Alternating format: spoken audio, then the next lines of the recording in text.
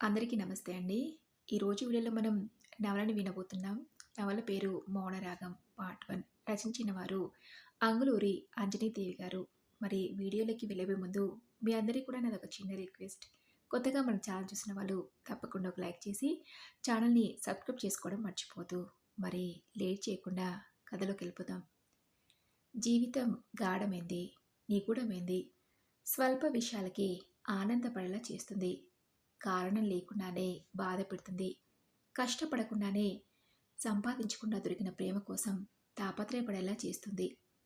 హృదయంలోని ప్రేమనంతా బయటపెట్టి ఎన్నో అడగాలనుకునేలా చేస్తుంది. రాత్రింబవళ్ళు ఉవ్విళ్ళూరుతూ నిద్రను చెదరగొట్టి స్వప్నాలను దాచుకుని సమస్యలను సృష్టిస్తుంది. ఒకరి కోసం ఒకరు బాధపడేలా చేస్తుంది. దేదీప్య వెంటనే మొబైల్ తీసి నెంబర్ నొక్కింది. కాల్ బటన్ ప్రెస్ చేసింది. అవతల మొబైల్కి సిగ్నల్స్ వెళ్తున్నాయి. కాలర్ టోన్ వినిపించింది. ఆ కాలర్ టోన్ ఆమె మనసు లోతుని తాకుతూ గోదావరి ప్రవహిస్తున్నట్టుగా, పక్షులు పాడుతున్నట్టు, చిరుగాలి చుట్టూ చేరి నీ కల నేను తుడవనా అన్నట్టుగా ఉంది. అవతల వైపు నుంచి హలో చెప్పు దేదీప్య అంటూ అతని గొంతు మృదు గంభీరంగా వినిపించింది. ఎన్నిసార్లు ఫోన్ చేయమన్నా చేయని దేదీప్య ఇప్పుడు ఎందుకు చేసిందో అతనికి అర్థం కాలేదు. అతని గొంతు వినగానే ఏం మాట్లాడాలో తెలియక హాయ్ అంది. ఆ తర్వాత ఆమె ఏమీ మాట్లాడలేదు. మాట్లాడు దేదీప్య, ఎందుకు ఆగిపోయావు అన్నాడు. ఆమె మాట్లాడకుండా గట్టిగా ఏడ్చేసింది. ఎక్కడున్నావు దేదీప్య, ఎందుకు ఏడుస్తున్నావు, ఏం జరిగింది అని అంటున్నా అతని హృదయ తంత్రులు ఆమెకు ఏం జరిగిందో అన్న భయంతో తెగిపోయేలా ఉన్నాయి. అతని గొంతులోని వార్ధవానికి ఆమె మనసు కరిగిపోయింది. పంచుకునే వాళ్ళు ఉంటేనే ఫలితానికైనా ఫలానికైనా రుచి భోగభాగ్యాలు. ఎన్నున్నా ఒంటరితనం కటిక చీకటి కాలం గడలు దాటుకుంటూ మరుగున పడ్డ జ్ఞాపకాలను ఆమె మనసు చూసి ఉంటేనే చెవి దగ్గర మొబైల్ పెట్టుకుని ఏం చెప్పాలో అర్థం కాక అలాగే ఏడుస్తుంది. అతను అర్థం చేసుకున్నాడు. ఏడవకు దేదీప్య, నువ్వు ఏడిస్తే నేను తట్టుకోలేను. నీ మనసు పూర్తిగా నీలోకి వచ్చిన తర్వాతనే నాతో సరిగ్గా మాట్లాడగలనన్న నమ్మకం నీలో ఏర్పడిన తర్వాతే నా మొబైల్కి కాల్ చేయి అన్నాడు. అతని కాల్ కట్టయింది. ఆ కాల్ చేసింది ఎవరు? వెంటనే ఆమె మనసు అతన్ని వెతుక్కుంటూ గతంలోకి వెళ్ళింది. సరిగ్గా 3 సంవత్సరాల క్రితం దేదీపి ఎంబీఏ సీట్ కోసం కాకతీయ యూనివర్సిటీ క్యాంపస్లో ఉన్న కౌన్సిలింగ్ బ్రాంచ్ దగ్గరికి వాళ్ళ అన్నయ్య దేవేందర్తో వెళ్ళింది. అక్కడ చెట్ల నీళ్ళు నిలబడింది. ఆమె చూపులు చెట్లని ఇళ్ళని దాటుకుంటూ ఎక్కడికో వెళ్ళి నిలిచాయి. ఆకాశం భూమి కలిసే చోటును చూడాలంటే ఆమెకి చాలా ఇష్టం. ఆకాశం ఒక చిత్రకరుని క్యాన్వాస్లా మారి మబ్బుల డిజైన్ కోసం ఎదురు చూస్తూ ఉంటే మబ్బులు వచ్చి సూర్యునికి అడ్డుపడ్డాయి. నేల కళ్ళు మసకబారినట్టు ఉన్నాయి. సూర్యుడు మబ్బుల చాటు నుంచి బయటికి రాకముందే దేదీపే కళ్ళకి అభిరామ్ కనిపించాడు. ఎవరీ హ్యాండ్సమ్ గాయ్ అని మనసులోనే అనుకోకుండా ఉండలేకపోయింది. కొన్ని క్షణాలు అతని వైపు అలాగే చూసింది. స్టూడెంట్స్తో పేరెంట్స్తో ఆ ప్రదేశం కిటకిటలాడుతుంది. మైక్లో ర్యాంక్స్ అనౌన్స్ చేస్తున్నారు. స్క్రీన్ డిస్ప్లే చేస్తున్నారు. దేదీపి అక్కడే నిలబడి అందులో వస్తున్న ర్యాంక్ కేటగిరీ సీట్స్ని గమనిస్తుంది. వాళ్ళ అన్నయ్య కూడా అదే పనిలో ఉన్నాడు. మధ్య మధ్యలో అభిరామ్ను చూస్తుంది. ఎంబీఏ సెకండ్ ఇయర్ చదువుతున్న అభిరామ్ వాళ్ళ కజిన్ కోసం అక్కడికి వచ్చాడు. వాళ్ళంతా తమకి సీట్ ఏ కాలేజీలో వస్తుందో, ఏ కాలేజీ చూస్ చేసుకోవాలో అర్థం కానీ అయోమయ స్థితిలో ఉన్నారు. అక్కడున్న అబ్బాయిలు కానీ అమ్మాయిలు కానీ ఒకరినొకరు పట్టించుకునేలా లేరు. వాళ్ళలో కొంతమంది పేరెంట్స్ కోసం, కొంతమంది కాలక్షేపం కోసం, మరి కొంతమంది బాగా చదివి ఉన్నతమైన స్థితిలో రావడం కోసం వచ్చిన వాళ్ళే ఉన్నారు. ఉన్నతమైన స్థాయిలోకి వెళ్ళాక నలుగురికి ఎంతో కొంత ఉపయోగపడాలనుకునే వాళ్ళు కూడా ఉన్నారు. ఆ కోవకు చెందిన వ్యక్తే దేదీప్య. కొండంత ఆత్మవిశ్వాసంతో, స్థిర నిశ్చయంతో ఆమె ఆలోచనలు ఎప్పుడూ ఆమె ముఖంలో ప్రతిఫలిస్తూ ఉంటాయి. మళ్ళీ ర్యాంక్ అనౌన్స్మెంట్ జరిగింది. ఆ అనౌన్స్మెంట్స్లో దేదీప్య పేరు వినిపించింది. అంతవరకు అలర్ట్గా ఉన్న దేదీప్య వెంటనే తన ర్యాంక్ కార్డును పట్టుకొని కౌన్సిలింగ్ హాల్లో సిస్టమ్ ముందు కూర్చున్న వ్యక్తి చేతికిచ్చింది. కొద్దిసేపు అక్కడ నిలబడి ఆ తర్వాత బయటకు వచ్చింది. దేదీపి అన్నయ్య కాస్త పక్కకు వెళ్ళి అక్కడున్న పేరెంట్స్‌తో ఏ కాలేజీ అయితే ఎంబీఏకి బావుంటుందో అడిగి తెలుసుకుంటున్నాడు. తనకి తెలిసిన ఇన్ఫర్మేషన్ కూడా వాళ్ళకి చెప్తున్నాడు. దేదీపై నిలబడలేక అక్కడే ఒక చెట్టు కింద ఉన్న చైర్‌లో కూర్చుంది. దేదీపని చూడగానే కావ్య అనే అమ్మాయి వచ్చి హాయ్ అంది. ఒకరి పేర్లు ఒకరు చెప్పుకొని పరిచయం చేసుకున్నారు. తోడుగా వచ్చిన కావ్య తల్లి సరళమ్మని దేదీప్యకు పరిచయం చేసింది కావ్య. మాది నల్గొండ దేదీప్య. ఇక్కడ మాకు తెలిసిన వాళ్ళు ఎవరూ లేరు. కావ్యకి ఏ కాలేజీలో సీట్ వస్తుందని కంగారుగా ఉంది. ఏ కాలేజీలో సీట్ తీసుకోవాలో అర్థం కాకుండా ఉంది అంది సరళమ్మ. అంత కంగారు పడద్దంటే మీరు ప్రశాంతంగా ఉండండి. కావ్యకి మంచి కాలంలో సీట్ వస్తుంది అంటున్న దేదీప్యను చూస్తుంటే తమకెంతో దగ్గర మనిషిలా అనిపించింది సరళమ్మకి. దేదీప్య, నీకు తోడుగా ఎవరొచ్చారమ్మా? ప్రేమగా అడిగింది సరళమ్మ. అన్నయ్య వచ్చాడంటే అదిగో అక్కడ మాట్లాడుతున్నాడే ఆయనే మా అన్నయ్య అంది దేవిందర్ని చూపిస్తూ. దేదీప్య, ఆ అన్నయ్య ఏం చేస్తుంటాడమ్మా అంటూ ఆసక్తిగా వివరాలు అడిగింది సరళమ్మ. హైదరాబాద్లో ఒక ప్రైవేట్ కంపెనీలో ఇంజనీర్ ఆంటీ. వదిన వరంగల్లోనే జాబ్ చేస్తుంది. అన్నయ్య వారానికి ఒకసారి వదిన దగ్గరికి వచ్చి వెళ్తూ ఉంటాడు. ఇన్ని రోజులు నా స్టడీ డిస్టర్బ్ కాకుండా నన్ను హాస్టల్లో ఉంచి చదివించారు. డిగ్రీ వరకు ఖమ్మంలో చదివాను. ఈ వరంగల్ నాకు కొత్త ఆంటీ అంది దేదీప్య. తెలిసిన వాళ్ళు ఎవరో కనిపించడంతో వెంటనే వాళ్ళ వైపు వెళ్ళింది సరళమ్మ. అనౌన్స్మెంట్లో దేదీప్య పేరు వినిపించగానే సడన్గా కుర్చీ నుంచి లేచింది. అభిరామ్ దృష్టి యాంత్రికంగానే దేదీప్యపై పడింది. కౌన్సిలింగ్ హాల్ వైపు వెళ్తున్న దేదీప్య కదులుతున్న గులాబీ గుంపులా అనిపించింది అభిరామ్కి. వావ్ అనుకున్నాడు మనసులో. తీరైన ఆమె స్ట్రక్చర్ కుదిరిన నడక నడుస్తూ చూస్తున్నప్పుడు కదులుతున్న హెయిర్ స్టైల్ని అలాగే చూశాడు. అందాన్ని ఆస్వాదించేలో అతని ముందు ఏ ఆర్టిస్టు పనికిరాడు. దేదీప్య పేరు ర్యాంక్తో సహా అనౌన్స్ చేశారు. లోపలే ఉన్న దేదీప్య తనకు వచ్చిన ఆప్షన్లో వరంగల్ అల్లుడి కాలని చూస్ చేసుకుంది. కావ్య కూడా దేదీప్యకు వచ్చిన కాలని సీట్ వచ్చింది. మీ ఇద్దరికి ఒకే కాలేజీ సీట్ అవడం నాకు ధైర్యంగా ఉంది అంది సంతోషపడుతూ సరళమ్మ. అదే విషయం దేవేందర్తో కూడా చెప్పింది. దేవేందర్ సంతోషించాడు.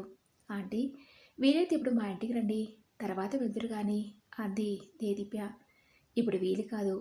ఇంటి దగ్గర అంకులు ఎదురు చూస్తూ ఉంటారు. మీ కాలేజీలు మొదలయ్యాక ఒకరోజు వచ్చి కావ్యను మంచి హాస్టల్లో జాయిన్ చేసి వెళ్తాను. అప్పుడు మీ ఇంటికి తప్పకుండా వస్తానంది సరళమ్మ. దేదీప్య ఆహ్వానానికి ఆనందిస్తూ ఓకే ఆంటీ, బాయ్ కావ్య అంటూ అన్నయ్య బైక్ మీద ఎక్కి ఇంటికి వెళ్ళింది దేదీప్య.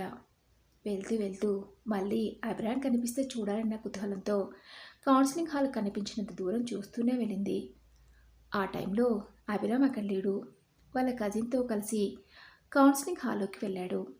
వాళ్ళ కజిన్కి హైదరాబాద్లోని టాప్ 10 కాలేజీలో సీట్ వచ్చింది.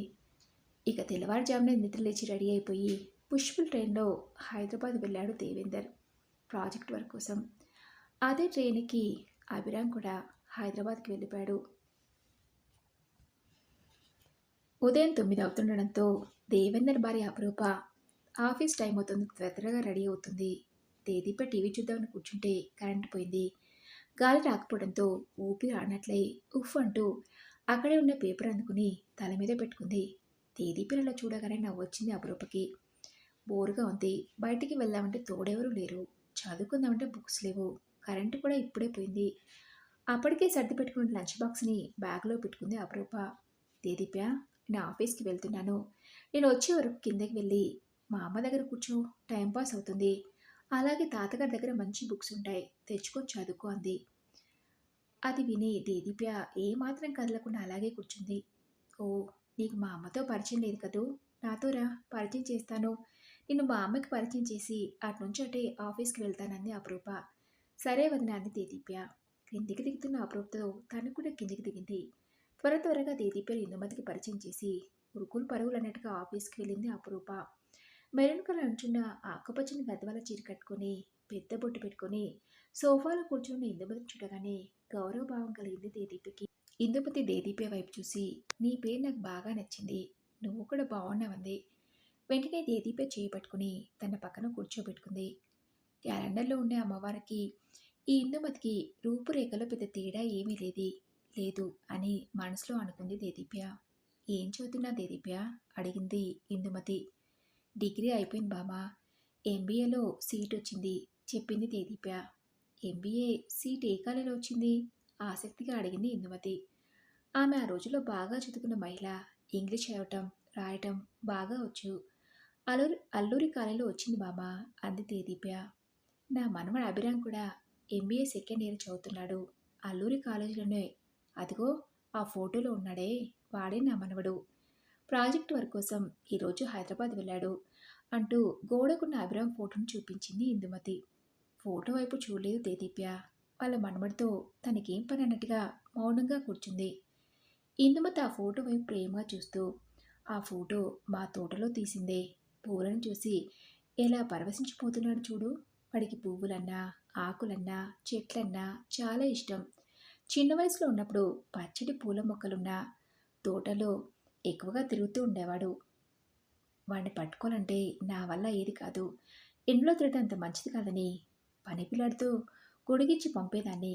కాలేజ్ స్టడీస్కి వచ్చాక ఎండలో తిరగడం కాస్త తగ్గించాడు. మొదటి నుంచి వాడి బాధ్యత అంతా నాదే, వాళ్ళ అమ్మది కాదు అంది కాస్త గర్వంగా. అంత పెద్ద మనవడు తనకున్నందుకు మరి కాస్త మురిపెంగా చూసుకుంది ఇందుమతి. వింటూ కూర్చుంది దేదీప్య. పెద్దవాళ్ళ మాటలు ఎంత శ్రద్ధగా వింటుందో, నచ్చకపోతే అంత శ్రద్ధగా నో అని కూడా చెప్తుంది. ఎవరితో మాట్లాడుతున్నావు ఇందు అంటూ అప్పుడే హాల్లోకి వచ్చారు నారాయణరావు. ఇందుమతికి ఎదురుగా కూర్చుంటూ ఎవరీ కొత్త వ్యక్తి అన్నట్టుగా దేదీప్యను చూశాడు.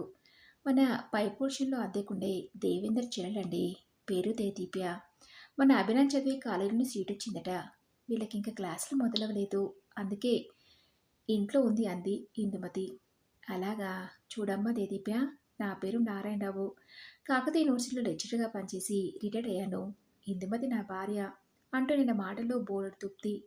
వాళ్ళ మాటలు వింటూనే చుట్టూ పరిసరాలను గమనిస్తుంది దేదీప్య. ఆ హాల్లో మూలగా ఇత్తడి కుండీలో గుబురుగా పెరిగి తీగలు సాగిన మనీ ప్లాంట్ దేదీప్యను బాగా ఆకర్షించింది. హాల్లోకి అడుగు పెట్టగానే అందరికీ కనిపించే విధంగా మెటల్తో తయారు చేసిన కవల విగ్రహాలు ప్రత్యేక ఆకర్షణగా ఉన్నాయి. వాటిలో బామెర పోతన, శ్రీశ్రీ, కాళోజీ నారాయణరావు గారు, ఇంకా తను గుర్తుపట్టలేని కొంతమంది పురాతన కవల విగ్రహాలు కూడా ఉన్నాయి. ఈ విగ్రహాలు బాగున్నాయి బామా, ఎక్కడి నుంచి తెప్పించారు? హాల్కి షోగా అనిపిస్తున్నాయి అంటూ ఆసక్తిగా వాటినే చూసింది దేదీప్య. వాటిని ఇక్కడ షో కోసం పెట్టలేదు దేదీప్య. మీ తాతగారికి కవలన్నా, కవిత్వం అన్నా చాలా ఇష్టం. సొంతంగా కవితలు కూడా రాస్తారు. ఆయన రాసిన ఒక కవితా సంపుటికి అవార్డు వచ్చిందంది ఇందుమతి. అవునా, తాతగారు మీరు కవితలు రాస్తారా? కథలు, కవితలు, నవలలు చదవాలన్నా, అవి రాసే వాళ్ళతో మాట్లాడడం నాకు చాలా ఇష్టం అంది దేదీప్య. వరంగల్లో రాసేవాళ్ళు బాగానే ఉన్నారు దేదీప్య. వాళ్ళు కవితలు రాసేవాళ్ళు, నవలలు రాసేవాళ్ళు, స్వీయ చరిత్ర రాసేవాళ్ళు ఉన్నారు. వాళ్ళంతా అప్పుడప్పుడు వచ్చి తాతగారిని కలిసి వెళ్తూ ఉంటారు. వాళ్ళందరితో మంచి సంబంధాలు ఉన్నాయి అంది ఇందుమతి. సాధ్యమైతే వాళ్ళందరినీ చూడాలని ఉంది, వాళ్ళు రాసినవి చదవాలని ఉందంటూ ఉత్సాహంగా చెప్పింది దేదీప్య. దేదీప్యకి సంగీతం పట్ల గొప్ప అభిమానం. చదివే వాళ్ళు తక్కువగా ఉన్న ఈ రోజుల్లో దేదీప్య అలా అంటాం నారాయణరావుకి నచ్చింది. ఇక ఇంతకాలానికి మీ తాతగారికి మంచి శ్రోతవి, పాఠకురాలివి దొరికావు. దేదీప్య, శ్రీశ్రీ గురించి, చలం గురించి నాలుగు మాటలు వినమన్నా, చదవమన్నా ఆమెను దూరం పోతాడు అభిరామ్ అంటూ నవ్వింది ఇందుమతి. అభిరామే కాదు ఇందు, ఈ రోజుల్లో చాలా వరకు సాహిత్యం పట్ల అలాగే ఉన్నారు. ఒకప్పుడు కవితలు చదివే వాళ్ళకన్నా నవలలు చదివే వాళ్ళు ఎక్కువగా ఉండేవాళ్ళు. ఇప్పుడు అంతో ఎంతో నవలల కన్నా కవితలు చదివే వాళ్ళే అక్కడక్కడ కనిపిస్తున్నారు. అది కూడా మినీ కవితలు అయితేనే చదువుతున్నారు అన్నాడు నారాయణరావు. ఎందుకని తాతగారు అడిగింది దేదీప్య. నవలలు చదవాలంటే తీరిక, ఓపిక చాలా అవసరం. ఇప్పుడు అలవాట్లు, ఆలోచనలు మనిషికి టైం లేకుండా చేస్తున్నాయి. ఒక దశాబ్ద కాలం నుంచి నవల అంతరించిపోతున్నట్టే అందరం అనుకుంటున్నాం. పాఠకులు లేరని, రచయితలు లేరని పాఠకులు నవలా సాహిత్యానికి దూరం అవుతున్నారు. పాఠకుల్లో పఠనాసక్తి కొరవడం, రచయితలు రచనలు చేయకపోవటం రెండూ తప్పే. అక్షరాన్ని అభినందించలేకపోవటం, ఆరాధించకపోవటం ఇంకా తప్పు అన్నారు నారాయణరావు. అక్షరం పట్ల మీకున్న అభిరుచి అందరికీ ఉండదు. అందులో ఇది కంప్యూటర్ యుగం అంది ఇందుమతి. ఎంత కంప్యూటర్ యుగమైనా నవల చదవడానికి ఉపయోగించే తప్పేమిటి? మన తెలుగులో కానీ, ఇంగ్లీష్లో కానీ ఎంతో మంచి నవలలు ఉన్నాయన్నారు నారాయణరావు. నవల దొరికితే వదిలిపెట్టిన దేదీప్య నారాయణరావు నోటి వెంట నవలల గురించి వినిపించడంతో ఎంతో ప్రియంగా చూసింది. ఆ నవలలు మీ దగ్గర ఉన్నాయా తాతగారు? ఆశగా అడిగింది. కొన్ని నవలలు ఉన్నాయి. రా, నా గదిలోకి వెళ్ళి కూర్చుందాం. నేను ఈ మధ్యన రాసిన వ్యాసాలు కొన్ని చూపిస్తానంటూ దేదీప్య ఆయన గదిలోకి ఆహ్వానించాడు. వెంటనే లేచి ఆయన వెంట వెళ్ళింది దేదీప్య. ఆ గదిలోకి వెళ్ళగానే పుస్తకాలనేవి కవి అనంతమైన కాలసముద్రం ఒడ్డు నిర్మించిన లైట్ హౌస్లో వాటి వెలుతురు మనోమాలిన్యమైన చీకటి తొలగిస్తుంది. తల్లి శరీరాన్ని పోషించి పెంచితే పుస్తకాలు హృదయాన్ని పోషించి పెంచుతాయి. పాత బట్టలు ధరించినా పర్వాలేదు కానీ కొత్త పుస్తకాన్ని మాత్రం కొనకుండా ఉండలేను. పుస్తకాలు మించిన అందమైన ఫర్నిచర్ మరొకటి లేదు నా దృష్టిలో. ఇది నా ప్రపంచం అంటూ తన గదిలో ఉన్న పుస్తకాల వైపు చూపించాడు నారాయణరావు. ఆజానుబాహులా ఉన్న నారాయణరావు తోవతి లాడ్జిలో చూడగానే నమస్కారం పెట్టేలా అనిపిస్తారు. పోషక విలువలు కన్నా తిండి తినడం వల్ల వయసు ప్రభావం ఆయన మీద అంతగా పడలేదు. ఆరోగ్యంగా ఆనందంగా ఉన్నారు. ఆ గదిలో పుస్తకాలన్నీ క్రమపద్ధతిగా అమర్చున్నాయి. గది గూడలో పొందికకుండా అరల నిండా సాహిత్యానికి, విజ్ఞానానికి, వేదాంతానికి సంబంధించిన పుస్తకాలు ఉన్నాయి. అంతేకాక మంచి మంచి నవలలు కూడా ఉన్నాయి. నారాయణరావు కూర్చోమనగానే కూర్చుంది దేదీప్య. దేదీప్య అక్కడే కూర్చుని నారాయణరావు రాసిన కొన్ని వ్యాసాలను చదివింది. అప్పటికే ఆ వ్యాసాలపై తన అభిప్రాయాన్ని చెప్పింది. చిన్నపిల్ల పొంగిపోయారు. ఆయనలా చూస్తుంటే సంతోషం అనిపించింది దేదీప్యకి. ఎప్పుడైనా కళాకారులు చిన్నపిల్లలాంటి వారు రమంత ఉత్సాహం వారి పట్ల చూపిస్తే పొంగిపోతారు. మీ విజయాన్ని మేము గమనిస్తున్నామని అభిమానం కురిపిస్తే రెట్టింపు ఉత్సాహంతో మరింత కృషి చేస్తారు.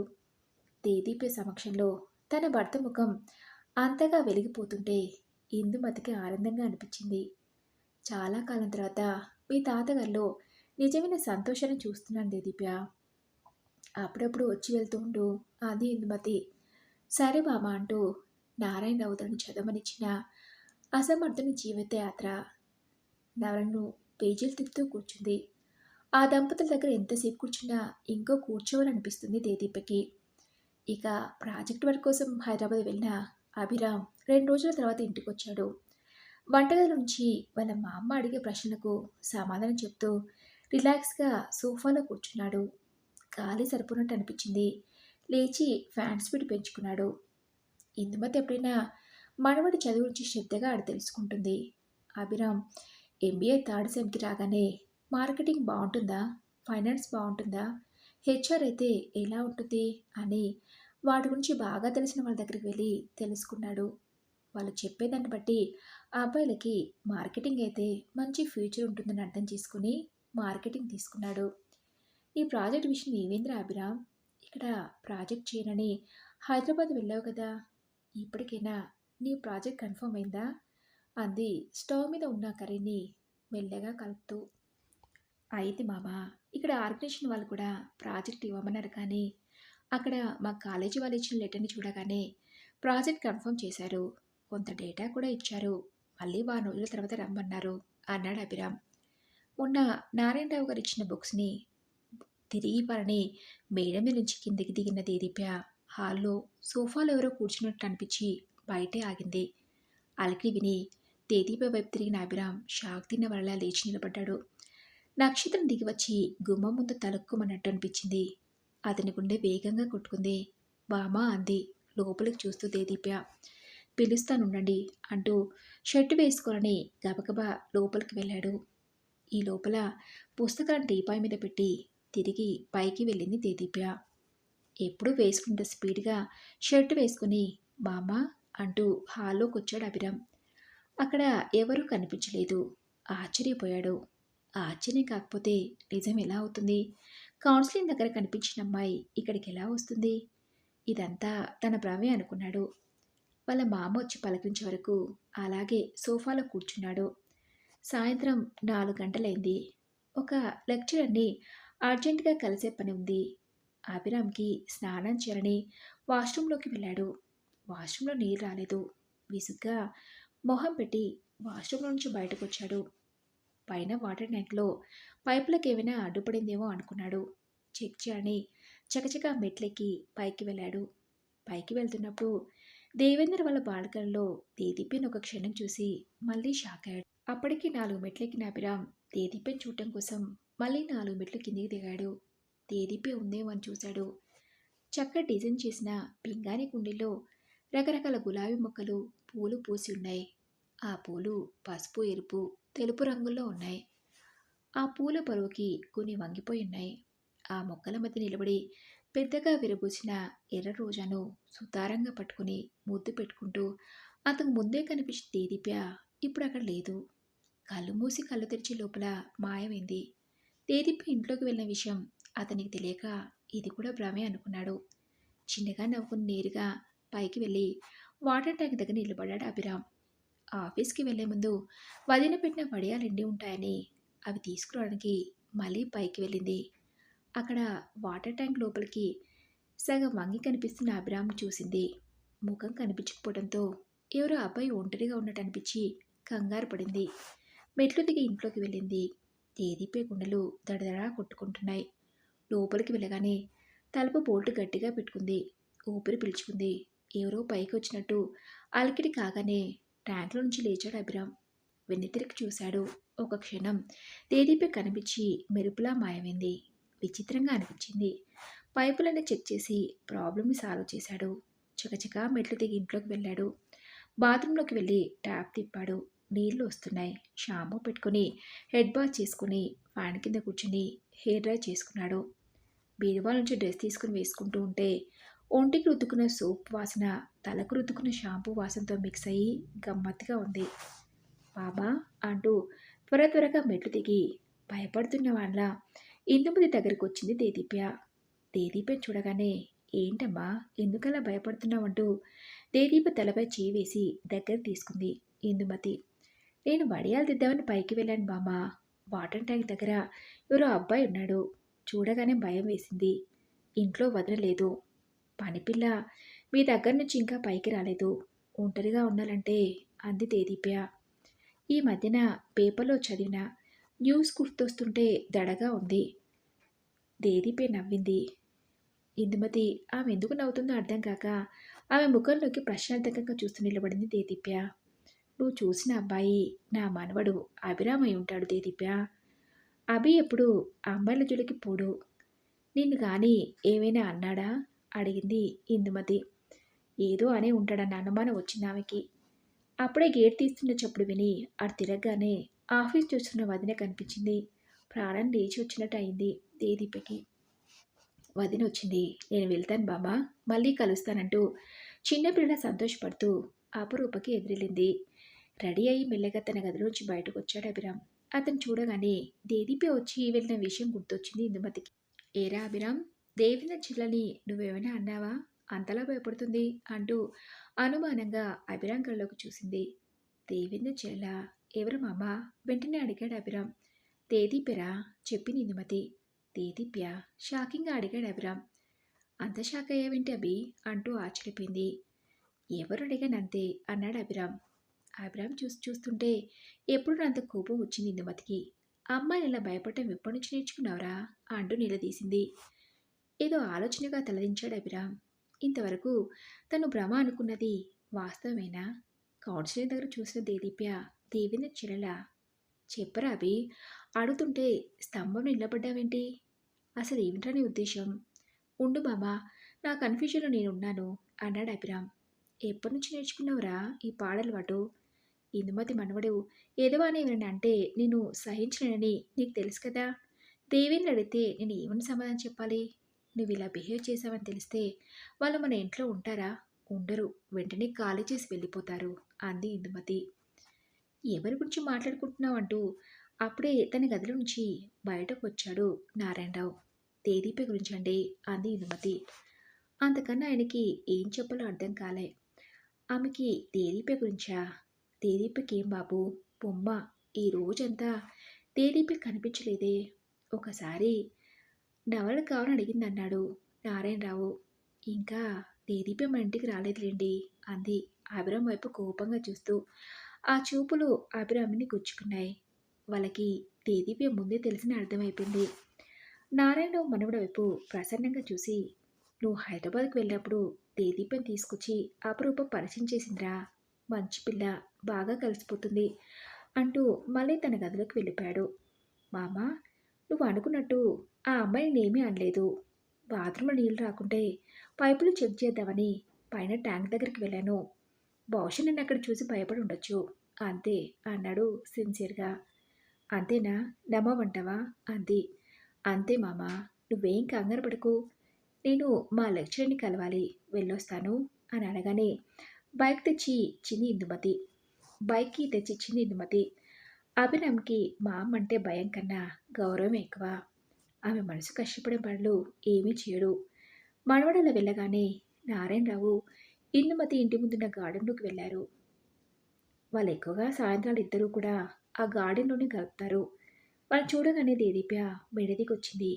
వాళ్ళతో పాటు దేదీప్య కూడా చల్లని సాయంత్రాన్ని ఆస్వాదిస్తూ, పూలలోని మకరందాన్ని వెతుక్కుంటూ, పూలలోకి చొచ్చుకుపోతున్న తుమ్మెదని ఆసక్తిగా గమనిస్తుంది. ఇక అది Aluri college MBA first year. వాళ్ళకి అడ్మిషన్స్ జరుగుతున్నాయి. దేదీప్యని తీసుకొని తన బైక్ మీద కాలేజీకి వచ్చాడు దేవేందర్. అంతలోనే అర్జెంటుగా రమ్మని ఆఫీస్ నుంచి దేవేందర్‌కి కాలొచ్చింది. అతను ఆ మీటింగ్‌కి తప్పనిసరిగా అటెండ్ కావాలి. ఏం చేయాలో అర్థం కాక ఆలోచిస్తూ తేదీపై పక్కన నిలబడ్డాడు. కొంతమంది సీనియర్స్ నిన్న జాయిన్ అయిన జోస్‌ని ర్యాగింగ్ చేస్తున్నారు. ఒంటరిగా ఉన్న జోస్న వాళ్ళకి సమాధానం చెప్పలేక బిక్కుబిక్కుమంటూ చూస్తుంది. వస్తున్న ఏడుపును ఆపుకుంటుంది. అసలే ర్యాగింగ్ అంటే భయపడేది దేదీప్య. ఆ దృశ్యాన్ని చూసి సన్నగా వణికింది. ఆ అమ్మాయిలు కూడా అమ్మాయినిలా ఏడిపిస్తారా అని విస్తుపోయి చూస్తుంది. కాలేజీలో ఒక చోట బైక్‌ని పార్క్ చేసి, కీని పాకెట్‌లో వేసుకున్నాడు అభిరామ్. తన క్లాస్ రూమ్ వైపు వెళ్తూ, అక్కడ కొంతమంది అమ్మాయిల్ని జూనియర్స్ ర్యాగింగ్ చేయడం గమనించి, వాళ్ళ దగ్గరికి వెళ్ళాడు. ఆ అమ్మాయిలు అతని క్లాస్‌మేట్ అయినందువల్ల, అతను సర్ది చెప్పగానే వెళ్ళిపోయారు. దేదీప దృష్టి అభిరామ్ వైపు పడింది. అతను చూడగానే ఒక క్షణం అప్రతిభురాలైంది. ఇతనే కదా తన కౌన్సిలింగ్ హాల్ దగ్గర చూసిన హ్యాండ్సమ్ అనుకుంది. ఇప్పుడు తనంత సీరియస్‌గా తీసుకోలేదు కానీ, ఆ రోజు రాత్రి తన కల్లో కూడా ఇతనే వచ్చాడు. కల్లోకొచ్చింది కొద్దిసేపే అయినా, కొన్ని క్షణాలు కలవరపెట్టాడు. రాత్రంతా నిద్ర లేకుండా చేశాడు. ఆ క్షణం నుంచి అతను మర్చిపోవాలని ఒక నిర్ణయానికొచ్చి, తెల్లవారగానే ఏం మర్చిపోలో గుర్తు తెచ్చుకొని, అలా కొద్ది రోజులు గంగవీరెద్దుల తనలా అయిపోయింది. సీనియర్ ఇతనేనా? అతని సీనియర్స్‌కి నచ్చచెప్పి, ఆ అమ్మాయిని ఇంత బాగా సేవ్ చేశాడు. First impression the best impression అన్నట్టుగా దేదీపే హృదయంలో హుందాగా నిలబడ్డాడు అభిరామ్. ఇతను ఎలాగైనా పరిచయం చేసుకోవాలి అని మనసులో అనుకుంది. అభిరామ్‌ని చూడగానే టెన్షన్ తగ్గింది దేవేంద్రకి. వెంటనే వెళ్లి అభిరామ్‌ని కలిశాడు. ముందుగా దేదీపని అభిరామ్‌కి ఒకరినొకరు పరిచయం చేశాడు. దేవేంద్ర ఎదురుగా ఉన్న వాళ్ళిద్దరూ ఒకరికొకరు హాయ్ చెప్పుకున్నారు. ఈ కాలేజీలోనే ఎంబీఏ సీట్ వచ్చింది దేదీప్‌కి. జాయిన్ చేసి వెళ్దామని వచ్చాను కానీ, మా కంపెనీ నుంచి అర్జెంట్‌గా రమ్మని కాల్ వచ్చింది. నేను వెంటనే హైదరాబాద్ వెళ్ళాలి. నువ్వు ఈ అలాట్‌మెంట్ లెటర్ కాలేజీలో ఇచ్చి దేదీప్‌ని జాయిన్ చేయగలవా అభిరామ్? అడిగాడు దేవేందర్. చేయగలను దేవేందర్ గారు. మీరు ఆ లెటర్ ఇవ్వండి అంటూ దేవేందర్ చేతిలో ఉన్న లెటర్‌ని తీసుకున్నాడు అభిరామ్. కాలేజీలో ర్యాగింగ్ ఉంటుందని భయపడుతుంది దేదీప్య. కొంచెం చూసుకో అభిరామ్ అంటూ తెలిసిన అబ్బాయి అన్న చొరవతో చెప్పాడు దేవేందర్‌కి. ఓకే. ఓకే దేవేంద్ర గారు. ర్యాగింగ్ విషయంలో మీరేం వరీ కాకండి అంటూ భరోసా ఇచ్చాడు. ఏదైనా డౌట్ వస్తే అభిరామ్ అడుగు దేదీప్య. ఓకే అభిరామ్. బాయ్ అంటూ బైక్ స్టార్ట్ చేసుకుని వెళ్ళిపోయాడు దేవేందర్. స్టూడెంట్స్ అంతా ఎవరి అవసరాన్ని బట్టి వాళ్ళు హడావుడిగా తిరుగుతూ ఎవరి ధ్యాసలో వాళ్ళు ఉన్నారు. అభిరామ్ నేరుగా ఆఫీస్ రూమ్‌కి వెళ్ళి అలాట్‌మెంట్ లెటర్ ఇచ్చి క్యాబిన్ దగ్గర నిలబడ్డాడు. అతను చేసిన పని తనదే అయినందువల్ల అతని పక్కన నిలబడింది దేదీప్య. అలాట్‌మెంట్ లెటర్‌ని ప్రిన్సిపల్ గారికిచ్చారు. దేదీప్య గురించిన వివరాలు అభిరామ్ చెప్తుంటే వింటూ అలాట్‌మెంట్ లెటర్‌ని చూశారు ప్రిన్సిపల్. మీరు వెళ్ళి సెమినార్ హాల్‌లో కూర్చోండంటూ దేదీప్య వైపు చూస్తూ చెప్పారు ప్రిన్సిపల్. అక్కడి నుంచి దేదీప్య, అభిరామ్ సెమినార్ హాల్‌లోకి వెళ్లారు. అభిరామ్ తన పక్కన ఉన్నందువల్ల ఆ కాలేజీలో కొత్త అన్న ఫీలింగ్ కలగలేదు. మీరిక్కడ కూర్చోండి. వీళ్ళంతా మీతో పాటు జాయిన్ అయిన వాళ్ళు. నా క్లాస్‌కి టైం అయింది. నేను వెళ్తానన్నాడు అభిరామ్. అతని పక్కన ఉన్నంతసేపు ఏదో తెలియని ఆనందానికి లోనైన దేదీప్య అతను వెళ్తానగానే వెల్తీగా ఫీల్ అయింది. భయపడకండి. ప్రొఫెసర్, లెక్చరర్స్ వచ్చి ఇప్పుడు మీకు ఇంట్రడక్షన్ ఇచ్చి వెళ్తారు అన్నాడు తన గత అనుభవాన్ని గుర్తు చేసుకుంటూ. ఇక్కడ కూర్చుంటాను మీరు వెళ్ళండి అంది దేదీప్య. అభిరామ్ క్లాస్కి వెళ్ళాడు. హాయ్ దేదీప్య అంటూ కావ్య వచ్చింది అక్కడికి. కావ్య కూడా హాయ్ చెప్పింది. అభిరామ్ ఉద్దేశించి కావ్య దేదీప్య ఏమాత్రం తడుముకోకుండా మేము ఉండేది వాళ్ళింట్లోనే అంది. Very good. మన సీరియల్ తెలిసిన వాడైతే ఇంకా ర్యాగింగ్ బాధ ఎక్కడుంటుంది? ధన్యురాలు దేదీప్య అంది కావ్య. కావ్య మాటలు జోవిలిగా అనిపించింది. నవ్వింది. నవ్వు రత్నాల హాల్లో అనిపించి రేపో వాల్చడం మర్చిపోయాడు. ఆ రోజు జాయిన్ అయిన లక్ష్ అన్వేష్. అతని కళ్ళకు దేదీపే రూపం ప్రాణం పోసుకున్న మోడర్న్ ఆర్ట్‌లా ఉంది. వైట్ డ్రెస్ వేసుకుని, షాంపూ చేసిన జుట్టుకి క్లిప్ పెట్టి వదిలేయడంతో ఏంజెల్‌లా ఉంది. అంతమంది అమ్మాయిల మధ్య కూర్చునున్న దేదీప అప్పుడే విరబూసిన ముద్దబంతిలా ఫోకస్ అవుతుంది. ఇంత అందంగా కనిపిస్తున్న ఈ అమ్మాయి ఎవరు? పేరేమిటో త్వరగా తెలిస్తే బావుండని మనసులో ఎదురు చూస్తూ ఉన్నాడు. ఎంబీఏలో జాయిన్ అయ్యానన్న హ్యాపీ ఫీలింగ్‌లో కావ్యలో స్పష్టంగా కనిపిస్తుంది. చామంతి ఛాయలో ఉండే కావ్య కాస్త బొద్దుగా, కర్లింగ్ హెయిర్‌తో వయసు తెచ్చిన అందంతో చూడగానే పర్వాలేదనిపించేలా ఉంటుంది. నవ్వుతూ మాట్లాడడం వల్ల ఆ మొహంలో ఉండే చిన్న చిన్న లోపాలు కవర్ అయిపోతూ ఉంటాయి. మమ్మీ నిన్ను అడిగినట్టు చెప్పమంది దేదీప. నిన్న నన్ను హాస్టల్‌లో జాయిన్ చేసి వెళ్ళింది. ఈసారి వచ్చినప్పుడు నేను కలుస్తానని చెప్పింది అంది కావ్య. మీ హాస్టల్ ఎలా ఉంది కావ్య? నీకు కంఫర్టబుల్‌గా ఉందా? అడిగింది దేదీప్య. నార్మల్‌గా ఉంది. అడ్జస్ట్ అవుతాను అంది ముఖం అదోలా పెట్టి. ఫేస్ ఏమిటి అలా పెట్టావు? ఎప్పుడూ హాస్టల్‌లో ఉండలేదా? అడిగింది. ఇదే ఫస్ట్ టైం హాస్టల్‌లో ఉండటం. అడ్జస్ట్ కాలేకపోతున్నాను. ఎవరితో చెప్పుకోవాలో అర్థం కావట్లేదు నా బాధ. మార్నింగ్ అయితే నాకు బాత్రూమ్ దొరకదు అంది బాధగా నవ్వింది దేదీప్య. దేదీప్ ఇంటర్మీడియట్ నుండి డిగ్రీ వరకు హాస్టల్‌లో ఉండే చదివింది. దేనికి ఇబ్బందిగా ఫీల్ అయ్యేది కాదు. మార్నింగ్ నాకు టిఫిన్ కూడా దొరకలేదు. ముందు వెళ్ళిన వాళ్ళకే దొరికింది. వెయిట్ చేయాలంటే కాలేజీకి టైం అయింది. తినకుండా వచ్చేసిన అంది కావ్య. కావ్యం చూస్తుంటే జాలిగా అనిపించింది దేదీప్యకి. ఇంట్లో లేచినట్టు హాస్టల్‌లో ఆలస్యంగా నిద్ర లేవకూడదు కావ్య. ఆలస్యం అనేది అన్ని పనుల మీద పడుతుంది. ముఖ్యంగా బాత్రూమ్ దొరకదు, టిఫిన్ దొరకదు, కాలేజీలో క్లాసులు మిస్ అవుతాయి. రేపటి నుంచి నువ్వు ఒక గంట ముందుగా నిద్రలే చూడు, రిజల్ట్ కనిపిస్తుంది అని చెప్పింది దీప్య. మరి ఇదండి ఈరోజు మౌనరాగం నవల పార్ట్ 1. రేపటి వీడియోలో పార్ట్ 2 చదివి వినిపిస్తాను. మరి ఈ నవల మీకు నచ్చింది అనుకుంటాను. నచ్చితే తప్పకుండా ఒక లైక్ చేసి మీ ఫ్రెండ్స్‌కి, ఫ్యామిలీ మెంబర్స్‌కి షేర్ చేయండి. అలాగే ఇలాంటి మరెన్నో మంచి మంచి కథలు, నవలలు వినాలనుకుంటే ఛానల్‌ని వెంటనే సబ్స్క్రైబ్ చేసుకొని పక్కనున్న బెల్ ఐకాన్‌ని క్లిక్ చేయండి. నెక్స్ట్ వీడియోలో మళ్ళీ కలుద్దాం. Thank you for listening.